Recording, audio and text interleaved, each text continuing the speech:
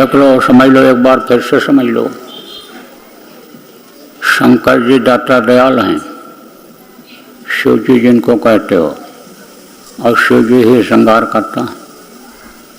तो आप ये समझो, जब ये खुश रहेंगे तब आपको देंगे। जब ये पवन देवता खुश रहेंगे, पृथ्वी देवता खुश रहेंगे, आकाश देवता और ये आपके जल देवता, ये सब जब देवता खुश रहेंगे तो ये आपको धन धान्य से पूर्ण कर देंगे।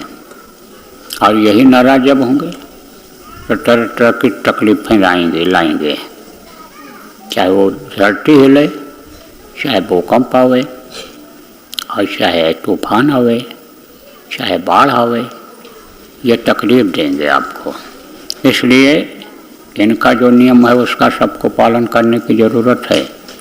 और शिव जी को जब श्रृंगार करना होगा तो जैसे अलार्म बजता है ऐसे वो डमरू बजाएंगे, और डमरू सबको सुनाई पड़ेगा। अब वो डमरू किस तरह का होगा, आप कोई कहने को न रह जाओ कि हमने तो डुगडुगे वाला डमरू नहीं सुना। डमरू इसी तरह से बजेगा कि तेज आवाज़ें होंगी और चिंगारियाँ निकलेंगी, और जहाँ वो चिंगारी गिरेगी वहीं चाहे गाँव हो, और चाहे आदमी हो, चाहे जानवर हो, चाहे धरती हो, चाहे खेत खलिहान हो, वो नष्ट हुआ दिखाई पड़ेगा आपको। आवाज़ होगी और धरती हिलेगी, उसमें बहुत जाएंगे। आप ये समझ लो, चाहे ये जो लड़ाई करने के लिए, मरने मिटने के लिए तैयार हैं, चंडी उनके सिर पर सवार हो गई और बुद्धि भ्रष्ट कर दिया, तो वो एटम बम, परमाणु बम और ये टोप और ये क्या क्या जो बना रखा है, इसकी आवाज़ें सुनाई पड़ेंगी। तो समझ लेना कि अब डमरू बजने लग गया, विनाश का फिर तांडव होगा। शिव तांडव किसको कहते हैं? हाँ, इस चीज़ को अभी सब लोग नहीं समझते हो। कहते तो हो शिव तांडव होगा।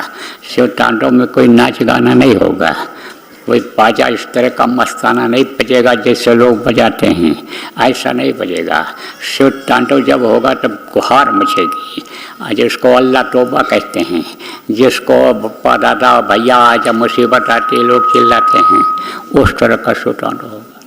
इसलिए हमेशा होशियार रहने की ज़रूरत है। चाहे आप सत्संगी हो, चाहे आप सत्संगियों के रिश्तेदार हों, और चाहे आपके पड़ोसी हों, प्रेमियों इस बात को बताओ कि जो देवताओं का नियम है, वेद में जो धर्म लिखा हुआ है कि धर्म यह है, इस धर्म का सब लोग पालन करो। और उस धर्म की वृक्ष के नीचे, उस धर्म रूपी वृक्ष के नीचे सब लोग खड़े हो जाओ, उस छाया में हो जाओ, नहीं तो तपन महसूस होगी। इस बात को भी आप सब लोग प्रचार प्रसार करके लोगों को बताते रहो। बोलो जय गुरुदेव।